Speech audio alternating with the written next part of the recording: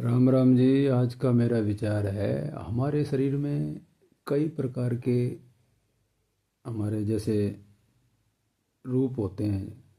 जैसे हमारे अंदर कई कमियां होती हैं, जैसे काम, क्रोध, लोभ, मोह, मद।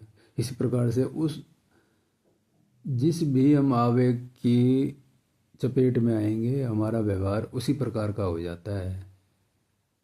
हम एक तरीके के नहीं हैं।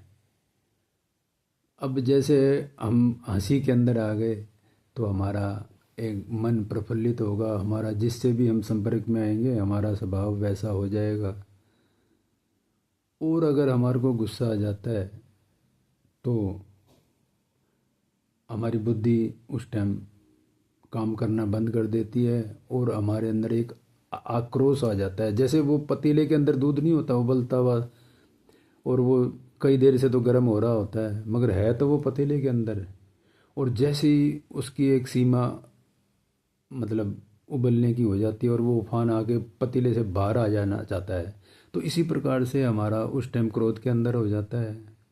इसी प्रकार से हम जब कोई काम के वशीभूत हो जाते हैं तो इंसान, आपने सुना होगा देखा होगा कि वो अंधा हो जाता है। और लोग लोभ में हो जाते हैं, अच्छे अच्छे मतलब लोभ के अंदर अपने आप को नुकसान कर बैठते हैं।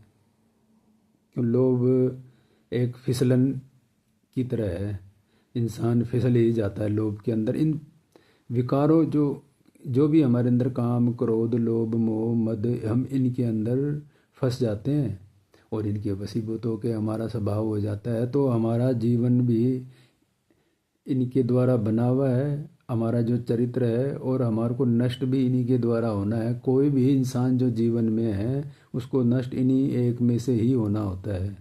ठीक है जी। तो इस प्रकार से हमें अपने आप को बचा के इस ज़िंदगी में चलते रहना है। जहाँ फिसल गए गिर गए तो ये तो सोच लो कि परमात्मा की कृपा थी और अब हम कमज़ोर पड़ गए हैं, और अपने आप को परमात्मा की शरण में छोड़ दो। क्यों? आप सर्वगुण संपन्न हो ही नहीं सकते। बड़े बड़े हमसे पहले आकर ज्ञानी, बलशाली, दूरदृष्टि जिनकी हुआ करती थी वो चले गए। तो इंसान को अगर अपने आप को सुखी रखना है तो अपने आप को मेहनत तो करनी है, सही रास्ते पे तो चलना है। मगर जब उसकी एक सीमा होती है, जैसे दूध पतीले के अंदर रहता है एक सीमा के अंदर, जब एक सीमा ख़त्म हो जाती है तो उसको बाहर आना पड़ता है। इसी प्रकार से हमारी ये ज़िंदगी है। ठीक है जी। राम राम, जय हिंद।